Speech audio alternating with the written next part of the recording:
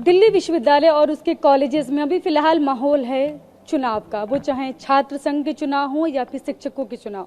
हमारे साथ बातचीत करने के लिए जो डेमोक्रेटिक टीचर्स फ्रंट है उसके जो प्रेसिडेंट पद के जो उम्मीदवार हैं वो हैं, बातचीत करेंगे। उनके साथ में वो हैं प्रोफेसर आदित्य नारायण मिश्रा जी। सर, कौन से मुद्दे हैं जिनको लेकर आप टीचर्स के बीच में जा रहे हैं और एक वादा कर रहे होंगे कि ये मुद्दे, इन जो मुद्दों पर टीचर्स आपके लिए लड़ेंगे? देखो, सबसे पहले तो मैं आपको बताना चाहता हूँ, जो संगठन हमने बनाई है, 10 संगठन मिलकर के एक संगठन बना है, 10 ग्रुप्स, और उसका नाम है डेमोक्रेटिक यूनाइटेड टीचर्स अलायंस।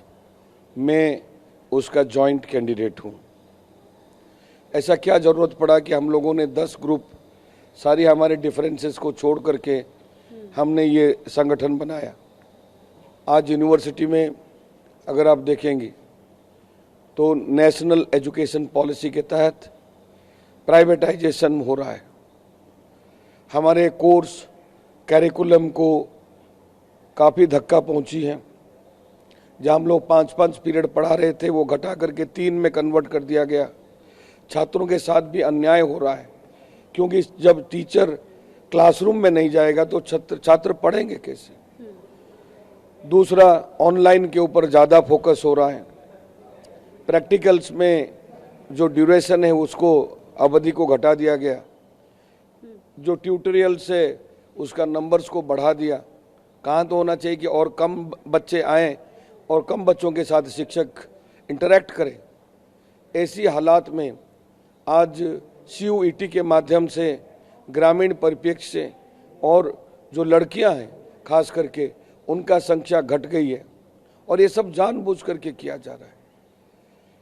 और अभी हाल फिलहाल में जो हमारा एकेडमिक काउंसिल का मीटिंग हुआ, उसमें ग्रेडेड ऑटोनॉमी के नाम का एक न्यू एजुकेशन पॉलिसी का एक मैकेनिज्म लाया गया, जिसके तहत हर कॉलेज, हर विश्वविद्यालय हमारा जो अंदर में है, सारे हिंदुस्तान में, बल्कि ये सब लोग स्टूडेंट से धनराशि इकट्ठा करके अपने स्वायत्त बन जाएंगे। तो छात्रों का जो फीस स्ट्रक्चर होगा वो क्या होगा, और कौन से वर्ग के छात्र इस उच्च शिक्षा के दरवाजे के अंदर आ पाएंगे। अभी लॉ फैकल्टी का जो हमारा फीस स्ट्रक्चर है, इसी एकेडमिक काउंसिल में 12 लाख रुपया घोषित कर दिया गया। हमारा जो इंजीनियरिंग का, टेक्नोलॉजी का, उसका कम से कम कोई 15 लाख रुपया फीस होगा। तो इस फीस स्ट्रक्चर में जो शिक्षा के माध्यम से हम सामाजिक परिवर्तन का कल्पना करते हैं और हो रहा था, उसको काफ़ी धक्का पहुंची है। और शिक्षकों का भी नौकरी खतरे में है। जब स्टूडेंट से पैसा लेकर के आप पैसा देंगे और फिर वो गवर्निंग बॉडी मुनाफा कमाएगा, तो टीचर्स जहां अभी लाख रुपया मिलता है, कभी 80,000, 2 लाख रुपया मिलता है, वो 15-20 हज़ार रुपया में काम करना होगा। लोगों को नौकरी से निकाल दिया जाएगा। वर्तमान का जो सब्जेक्ट्स जो पढ़ा रहे हैं वो नहीं होगा, कुछ और सब्जेक्ट्स होंगे जिसमें कि उनको धनराशि मिल सकता है। वो वैसे कोर्सेस लाएंगे। उनको पूरी आज़ादी है कि कोई कोर्स लाए, किसी को छुट्टी कर दे, सर्विस कंडीशन खुद बनाएंगे। तो ऐसे में ये सारे मुद्दे आपके बिल्कुल, ये एक यूनिवर्सिटी सिस्टम को प्राइवेटाइजेशन के आग में जो झोंक दिया गया है, उसका विरोध में हम लोग 10 संगठन मिलकर के मैं प्रेसिडेंशियल कैंडिडेट के रूप में मुझे चुना है। मैं इससे पहले मैं आपको बता दूं, 3 बार डूटा का, सबसे longest period of time due to का अध्यक्ष रह चुका हूं, फेडकुटा का भी अध्यक्ष रह चुका हूं। लेकिन समय का नजाकत ऐसी है, मैं मना नहीं कर पाया। और या तो हम अभी करें या कभी ना करने का स्थिति में आ जाए।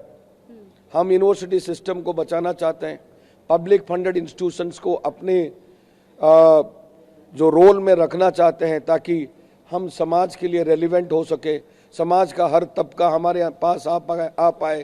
सर, कहा जा रहा है कि इंडिया की तर्ज पर जैसे इंडिया अलायंस बना हुआ है, विपक्षी पार्टियों का, उसी की तर्ज पर दिल्ली विश्वविद्यालय में जो शिक्षक संघ है वो जो DTF है वो इंडिया की तर्ज पर सामने आया। नहीं, दिल्ली, मैं दोबारा आपको बताना चाहता हूँ, डेमोक्रेटिक यूनाइटेड टीचर्स अलायंस। मैं एक बात बताना चाहता हूँ, हम राष्ट्रीय परिप्रेक्ष्य में जाने से पहले हमारा जो परिप्रेक्ष्य है उसको भी समझने की जरूरत है। जो लोग काम कर रहे थे 80% लोगों को हटा दिया गया है। क्या ये यथार्थ है? जो 15 साल, 18 साल, 20 साल से काम कर रहे थे वो कहाँ जाएंगे? लोगों ने जो अपने पूंजी से जो मकान खरीदा था वो बैंक उनको कब्जा कर लिया है। उनको बच्चों का फीस देने के लिए पैसा नहीं है। हम कहते हैं कि उनका एब्जॉर्प्शन होना चाहिए, उनको रिटेंशन होना चाहिए, स्थायित्व तो मिलना चाहिए। और ओल्ड पेंशन स्कीम को हम बहाल करना चाहते हैं, क्योंकि न्यू पेंशन स्कीम में किसी को कुछ नहीं मिलता है। किसी का मृत्यु भी हो जाए तो उसका परिवार को उससे कुछ नहीं फायदा होता है। ये मुद्दा तो राष्ट्रीय स्तर का मुद्दा है। हाँ बिल्कुल, हमारा भी मुद्दा है और जम करके लड़ाई होगी। मुझे तो पता नहीं कि राष्ट्रीय स्तर पर ऐसे ही माहौल होगा, लेकिन दिल्ली विश्वविद्यालय जो शिक्षक है वो सबसे अग्रणी भूमिका निभाते हैं। हम लोगों ने मिलकर के तय किया और कि इन तमाम प्राइवेटाइजेशन का खिलाफ हम लड़ाई लड़ेंगे, ओल्ड पेंशन स्कीम के लिए लड़ाई लड़ेंगे, प्रमोशन में हर स्टेज में जो टीचिंग एक्सपीरियंस हमारा है वो काउंट हो, और दूसरा जो पब्लिक फंडेड इंस्टीट्यूशन का जो करेक्टर है उसके ऊपर कोई कुठाराघात होगा तो हम उसको बर्दाश्त नहीं करेंगे। समाज के लिए रेलिवेंट रखेंगे, समाज का हर वर्ग इस इंस्टीट्यूशंस में आ सके, शिक्षा उनको मिल सके। तो मैं आपको बताना चाहता हूं, हमसे राष्ट्र भी सीख सकता है। हम शिक्षक हैं, राष्ट्र बहुत कुछ हमसे भी सीखेगा और शुरुआत का बिगुल हम लोग बजा चुके हैं। सर, तो कौन कौन से संगठन हैं जो कि समर्थन है, जिनका आपको, आपने बोला अलायंस की तरफ से आप मैदान? देखिए, हम ADTA हैं से हमारा संगठन था, वो आम आदमी पार्टी का टीचर संगठन। और कौन कौन? Congress? DTF democratic teachers front है जो बड़ा संगठन है, वो कम्युनिस्ट पार्टी ऑफ इंडिया का CPIM का संगठन है। CPI का जो संगठन है वो भी हमारे साथ है। इंटेक जो कांग्रेस का संगठन है वो भी हमारे साथ है। हमारे साथ ऐसे तमाम और जो व्यक्ति लोग हैं, जो कुछ लोग, हर व्यक्ति एजुकेशन में कुछ कंट्रीब्यूट करना चाहता है, मुद्दा उठा रहा है। बहुत सारे संगठन जो RJD का है वो भी हमारे साथ हैं। ऐसे बहुत सारे संगठन हमारे साथ आ चुके हैं। तो इसलिए ये एक समावेश है, मतलब कि सब लोग, और सब लोगों ने अपनी अपनी जो डिफरेंसेस है, अपना अपना जो मुद्दे हैं, उस सबको हमने कॉमन प्लेटफॉर्म में रखा। हमारा मुद्दा कोई व्यक्तिगत उद्देश्यों का प्राप्ति करना नहीं है, बल्कि उच्च शिक्षा का जो कैरेक्टर को बचाना है, शिक्षकों को एब्जॉर्प्शन दिलाना है और न्याय दिलाना है। डिस्प्लेसमेंट के खिलाफ काम नहीं चलेगा, डिस्प्लेसमेंट नहीं चलेगा। और जो लोग डिस्प्लेस्ड हो चुके हैं हम उनको भी तहखान करना चाहते हैं। जिन कॉलेजेस में इंटरव्यूज नहीं हुए हम चाहते हैं कि वहाँ वो लोग भी एब्जॉर्ब हो जाए, उनको नौकरी मिल जाए, ताकि उनके भी रोजी रोटी चले। उन्होंने ज़िंदगी में और कोई कुछ नहीं किया है, सबने पढ़ाई लिखाई किया है। एक कॉन्सेप्ट लेकर के आए हैं, प्रोफेसर्स ऑफ प्रैक्टिस, उसमें एक्सट्रिक्स लगा करके लिख रहे हैं, जो अडॉप्ट भी हो चुका है। वो कहता है no educational qualification is required. इसका मतलब यूनिवर्सिटी में प्रोफेसर बनेंगे, कभी उसने टेबल लैंप नहीं देखा होगा। क्या ये हिंदुस्तान का समाज चाहता है? क्या हिंदुस्तान का जनता यही चाहता है? क्या शिक्षा का नीति ऐसे होगा जो अनपढ़ आकर के यहाँ पर प्रोफेसर बनेंगे? मैं सवाल आप लोगों से भी पूछना चाहता हूँ, आप लोगों का भी सहयोग मांगता हूँ। बिल्कुल सर। और यहाँ पर आप लोग कब नतीजे आ जाएंगे, कब वोटिंग है, तो इसके बाद कहेंगे क्या? 27 सितंबर को इस चुनाव होगा, 27 सितंबर, और उसके उपरांत उसके नतीजे आएंगे और हम लोग उम्मीद करते हैं कि शिक्षकों का भारी समर्थन हमारे साथ रहेगा। सर, अभी फिलहाल दिल्ली विश्वविद्यालय की अगर बात करूं तो यहाँ पर टीचर्स दो धड़े में बटे हुए हैं। एक, जैसे कि आपने बताया कि जो डेमोक्रेटिक फ्रंट जो है वो अलग है और जो दूसरा है जो अपने आप को नेशनल डेमोक्रेटिक फ्रंट बोलता है वो अलग है। तो ये दो की जरूरत क्यों पड़ी? मैं तो कहता हूं उन्हें भी हमारा अगर मुद्दे गलत है, या तो ये कहे कि मेरे मुद्दे गलत हैं, अगर हमारा मुद्दे सही है तो इसी में आ जाए ना, हमें ही ज्वाइन कर ले। जैसे सारे लोगों ने ज्वाइन किया, मुझे समर्थन दिया, वो लोग भी आ जाए, हम तो उनको स्वागत करेंगे, आए ज्वाइन करें, हम एक आवाज में बोलेंगे, शिक्षा को बचाएंगे। आप उनसे भी कह रहे, आह्वान कर रहे, उनका भी बोलो, वो भी आकर आपका समर्थन करें। बिल्कुल, उसको हमारा एजेंडा क्लियर है, आकर के ज्वाइन करें। हमें शिक्षा को बचाने में कहाँ कतरा रहे, लोगों को निकालने में क्यों लगे हुए हैं, ये प्रोफेसर ऑफ प्रैक्टिस को क्यों समर्थन कर रहे हैं, ओल्ड पेंशन स्कीम को क्यों नहीं बहाल कर रहे हैं? इसीलिए सर इसको इंडिया कहा जा रहा है, क्योंकि दो जो फ्रंट बट गए और इस बार जितना अलायंस की बात हो रही है, इतना पिछली बार भी खुलकर ये बात नहीं हुई थी कि इतने अलायंस या इतने पार्टीज के जो फ्रंट हैं, शिक्षक फ्रंट, वो आपके साथ हैं। देखिए, जब परिस्थिति इस विकटाल रूप ले लेती है तो विकल्प नहीं बचते, और ये एक मजबूत विकल्प है जिसके ऊपर हम लोग खड़े हैं। मैं बिल्कुल मानता हूं, पिछले बार कई लोगों को कुछ और भी उम्मीद होगी, इस बार इस तमाम उम्मीदों के ऊपर पानी फेर चुका है, सर के ऊपर पानी जा चुका है, प्राइवेटाइजेशन अंदर आ चुका है। क्या हम चुपचाप खामोश घर में बैठे रहें और निजीकरण का समर्थन करें? लोगों का जो यहाँ पर डिस्प्लेसमेंट हो रहा है उसका हम समर्थन करें? ये तो एक तरह सरकारी नीतियां जो यूनिवर्सिटीज पर जो हावी हो रही हैं उसके खिलाफ एक तरह से मैदान में उतरना है। बिल्कुल बिल्कुल बिल्कुल, हम चाहते हैं हिंदुस्तान में हर बच्चे को पढ़ने का अवसर मिले, चाहे गांव में रहने वाला लड़की क्यों ना हो, यहाँ आकर के इस क्लासरूम में बैठ करके पढ़ेगी तो उसका भी तकदीर बदल सकता है, वो भी हिंदुस्तान का भविष्य बन सकती है। हम इसको चाहते हैं।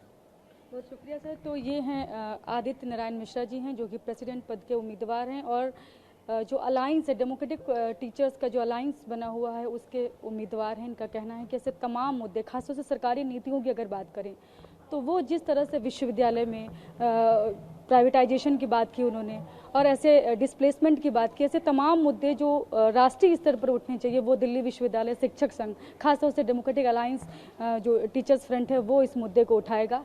और इनका कहना है कि हमारा बस एक ही उद्देश्य है, किसी भी स्तर का बच्चा है और वो यहाँ पर पढ़ सके, ऐसी परिस्थितियाँ होनी चाहिए। हमारे साथ एडीटीए से हैं एग्जीक्यूटिव पद के जो उम्मीदवार हैं विमलेंदु तीर्थंकर जी, वो हमारे साथ हैं। सर, फिर वही बात कि क्या क्या मुद्दे होंगे टीचर्स के बीच जब आप लोग जा रहे होंगे, तो कहीं ना कहीं वादा करते होंगे कि इन मुद्दों पर हम लड़ेंगे। दूसरा एक बहुत बड़ा सवाल ये है कि जो अलग अलग फ्रंट हैं, दो डेमोक्रेटिक और नेशनल डेमोक्रेटिक जो बोल रहे हैं अपने आप को, दो संगठन, तो कैसे आप आइडेंटिफाई करते हैं कि इस टीचर के पास जाना है और ये हमारे लिए हमें वोट करेगा, ये कैसे पता चलता? शुक्रिया मैम। पहले सवाल का जवाब जो सबसे अंत में आपने दिया, उस सवाल से मैं उत्तर देता हूं कि आपने कहा कि कैसे पहचान करते हैं कि किस टीचर के पास जाना है, किसके पास नहीं जाना है। दरअसल लोकतंत्र की पाठशाला जो है वो विश्वविद्यालयों से शुरू होती है। विश्वविद्यालय विचारों का वर्षावन होता है, और विश्वविद्यालय के जो भी इलेक्शन होते हैं वो एक तरह से मिनी डेमोक्रेटिक इलेक्शन होते हैं। तो हम भारतीय मतदाता के पास जैसे पहचान करके कोई भी पार्टी नहीं जाती, वैसे हमारे लिए सारे शिक्षक हैं। हम सभी शिक्षकों के पास जाते हैं, सभी शिक्षक हमारे हैं, हम अपनी बात कहते हैं। वो हमसे कितना कन्विंस होंगे, कितना नहीं कन्विंस होंगे, यह उन पर है, उनके विल पे है, लेकिन हमें जाना सबके साथ है। तो विरोध का सामना भी करना पड़ा अभी तक? जाहिर है कि आप कई लोग ऐसे होंगे जो आपसे सहमत नहीं होंगे, तो मैं असहमतियों को विरोध नहीं कहता। लोकतंत्र में असहमतियों के स्वर का एक बहुत बड़ा वजन होता है। आप अपनी बात कहिए, उनकी बात सुनिए, अगर वो आपसे असहमत हैं फिर भी उनसे बात सुनिए, शायद कहीं इस सहमति और असहमति से एक रास्ता निकले। इसलिए बात तो सबसे करनी है। और मुद्दे क्या हैं, अगर मैं नंबर 1, 2, 3, 4 की अगर बात करूँ इस तरह? हाँ, जहाँ तक मुद्दों की बात है मैम, तो बहुत सारे मुद्दे हैं। जैसे कि हमारे जो प्रेसिडेंट अध्यक्ष पद के जो उम्मीदवार हैं डॉक्टर आदित्य नारायण मिश्रा, उन्होंने आपसे बात की थोड़ी देर पहले और उन्होंने बताया मैं डूटा एग्जीक्यूटिव के लिए लड़ रहा हूँ, विमलेंदु तीर्थंकर। मैं छोटी छोटी चीज़ों की तरफ आपका ध्यान दिलाना चाहता हूँ जो कई दफ़ा बड़े नारे और बड़े शोर के बीच दब जाते हैं। एक ट्रेड यूनियन को, जो कि डूटा एक ट्रेड यूनियन है, ट्रेड यूनियन के तौर पे काम करनी चाहिए। सरकारें कोई हों, विचार कोई हो, सरकार आती है जाती है। आप जानती हैं मैडम कि बच्चा भी जब तक रोता नहीं है तब तक उसे घर में भोजन नहीं दिया जाता, दूध नहीं दिया जाता।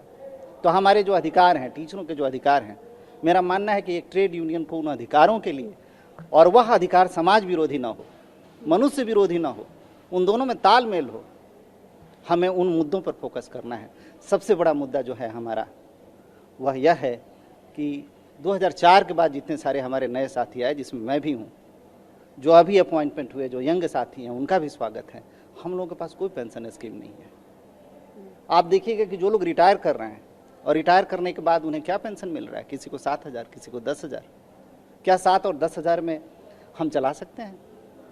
फिर एक व्यवस्था थी यहाँ जो कि लोकल व्यवस्था थी, और वो थी एडहॉक की।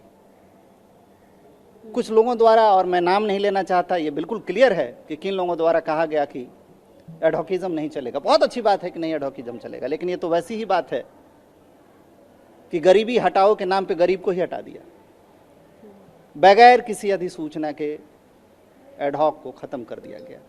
वह एक हमारे शिक्षकों के लिए जहां पूरा वेतन मिलता था, दिल्ली विश्वविद्यालय एकमात्र विश्वविद्यालय था जहां एडहॉक की पूरी सैलरी मिलती थी, उनका पूरा का पूरा सर्विस काउंट होता था उनके सर्विस के लेंथ में, वो खत्म हो गया। और आज उसकी जगह हम गेस्ट लेके आए हैं। गेस्ट फुल पैनल से इंटरव्यू होता है। क्या सैलरी मिलती है उनको? आप जोड़ करके देख लीजिए तो एक्चुअल सैलरी उनकी 30-35 हज़ार मिलती है, और हर 6 महीने के बाद उन पर तलवार लटकती रहती है कि आगे पता नहीं हम रहेंगे या नहीं रहेंगे, या फिर दूसरे हमें सिलेक्शन कमेटी का सामना करना पड़ेगा। क्या हम साल में 2 बार सिलेक्शन कमेटी का सामना करेंगे? हर सेमेस्टर में सिलेक्शन कमेटी का सामना करेंगे? यह एक डर व्याप्त रहेगा? यह एक गेस्ट टीचर के माध्यम से किया गया था, जो कि पहले वर्कलोड के अगेंस्ट, वर्कलोड घटता बढ़ता था तो हम एडहॉक रखते थे, और ये खत्म किया गया। ये दूसरा महत्वपूर्ण पॉइंट है मेरा। और भी सारी बातें हैं जिन बातों में खास ये मुद्दे हैं जो आपको लगता है डिस्प्लेसमेंट और पेंशन, ये 2 मुद्दे दिल्ली विश्वविद्यालय के शिक्षकों के लिए बहुत जी जो लग गए हैं साथी, उनका स्वागत है। उनके जो अधिकार हैं उनके मिलने चाहिए। जो नहीं लगे हैं, जो डिस्प्लेस्ड हुए हैं, वो कहीं ना कहीं उनका प्लेसमेंट हो, वो कहीं ना कहीं लगें, और जो एडहॉक पढ़ा रहे हैं वो एब्जॉर्ब हों। ये बिल्कुल क्लियर कट है कि जो लग गए हैं हमारे साथी हैं, हम उनके अधिकारों की रक्षा के लिए लड़ेंगे। क्या अलग अलग फ्रंट होने से क्या प्रशासन की तरफ से भी कोई दबाव कभी बनता है, विश्वविद्यालय प्रशासन की तरफ से, कि आप कभी उनके खिलाफ बोलने पर, या जबकि यूनियन है, कहा जाता था कि यूनियन के लोग बोलेंगे तो उन पर किसी तरह की कोई कार्रवाई नहीं होगी, या ये मुद्दे उठाएंगे तो वो दबाव जो बनता है वो आम लोगों, टीचर की तरफ से नहीं बनता क्या? लेकिन अब हालात धीरे धीरे बदल रहे हैं, तो क्या आपको लगता है कि प्रशासन की तरफ से भी कोई दबाव होता है आप लोगों के? चुनाव लड़ना भी एक डेयरिंग काम हो गया। DFTF की तरफ से बात करें, आप मतलब विश्वविद्यालय का स्तर पर अगर आप इसे कहें तो मैं बहुत सीधा तो नहीं कहूँगा कि कोई दबाव बनता है, चूंकि कोई दबाव, मैं ही इलेक्शन लड़ रहा हूँ तो उस तरह से कोई दबाव तो नहीं है ना। अप्रत्यक्ष रूप से दबाव भले ही हो सकता है, लेकिन सीधा कोई दबाव नहीं हो सकता, नहीं दिख रहा है अभी। तो इस सवाल पे मैं इतना ही जवाब दूंगा। बहुत शुक्रिया। तो ये हैं एग्जीक्यूटिव पद के उम्मीदवार हैं डूटा से डॉक्टर विमलेंदु तीर्थंकर हैं, और इन्होंने बताया क्या क्या मुद्दे होंगे, कौन से मुद्दों को लेकर डूटा जो है वो टीचर्स के बीच में जा रहा है। कैमरा पर्सन वीरेंद्र के साथ में शालिनी वाजपेयी, TV9।